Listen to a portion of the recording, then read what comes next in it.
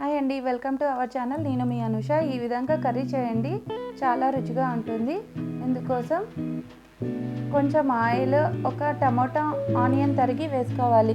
ఒక 4-5 రెబ్బల వెల్లుల్లి తీసుకొని కచ్చాపచ్చాగా దంచుకొని వేసుకోవాలి. తర్వాత బాగా కడిగినటువంటి శుభ్రం చేసుకున్నటువంటి చుక్కాకు వేసుకొని ఇదంతా మిక్స్ చేసుకోవాలి. ఒక ప్లేట్ వేసి మగ్గించాలి. తర్వాత ఇది కొద్దిగా ఉడికాక దగ్గర పడుతున్నటువంటి టైంలో కొంచెం పసుపు, 1 స్పూన్ సాల్ట్, 1 స్పూన్ ధనియా పౌడర్, 1 స్పూన్ మిరప్పొడి వేసి బాగా కలుపుకోవాలి. ఇదంతా బాగా ప్లేట్ వేసి మగ్గించుకోవాలి.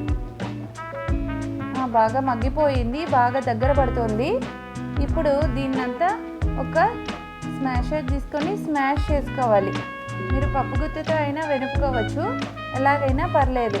అంతే, ఎంతో రుచికరంగా ఉండే కర్రీ రెడీ అయిపోయింది.